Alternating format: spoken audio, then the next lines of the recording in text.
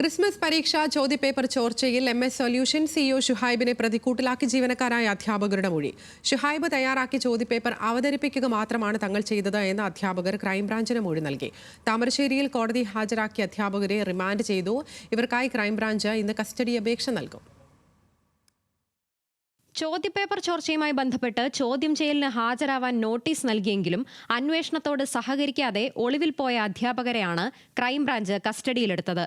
പുതിയങ്ങാടി സ്വദേശി ജിഷ്ണു, മലപ്പുറം സ്വദേശി ഫഹദ് എന്നിവരെ താമസ സ്ഥലത്ത് നിന്നുമാണ് ക്രൈംബ്രാഞ്ച് പിടികൂടിയത്.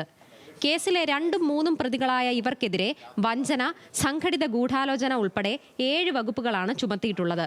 ചോദ്യം ചെയ്യലിൽ ഇംഗ്ലീഷ്, കണക്ക് വിഷയങ്ങളുടെ ചോദ്യക്കടലാസുകൾ തങ്ങളാണ് യൂട്യൂബിൽ അവതരിപ്പിച്ചതെന്നും എന്നാൽ ചോദ്യങ്ങൾ തയ്യാറാക്കിയത് എങ്ങനെയെന്ന് തങ്ങൾക്കറിയില്ലെന്നും ഇരുവരും മൊഴി നൽകി. പ്രവചന വീഡിയോ തയ്യാറാക്കുന്ന രാത്രി MS solutions CEO Muhammad Shuhaib നൽകിയ ചോദ്യങ്ങൾ അതേപോലെ അവതരിപ്പിക്കുകയാണ് ചെയ്തത്. ചോദ്യങ്ങളുടെ ഉറവിടത്തെക്കുറിച്ച് ഷുഹൈബിന് മാത്രമേ ധാരണയുള്ളൂവെന്നുമാണ് ഇരുവരുടെയും വാദം. പ്രാഥമിക ചോദ്യം ചെയ്യലിന് ശേഷം ഇവരെ താമരശ്ശേരി കോടതിയിൽ ഹാജരാക്കി റിമാൻഡ് ചെയ്തു.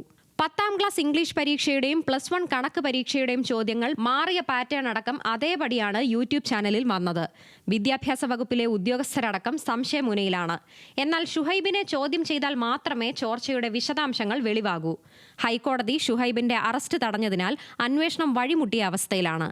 ഫെബ്രുവരി 12-ന് ഷുഹൈബിന്റെ മുൻകൂർ ജാമ്യ ഹർജി ഹൈക്കോടതി പരിഗണിക്കും. ന്യൂസ് മലയാളം, കോഴിക്കോട്.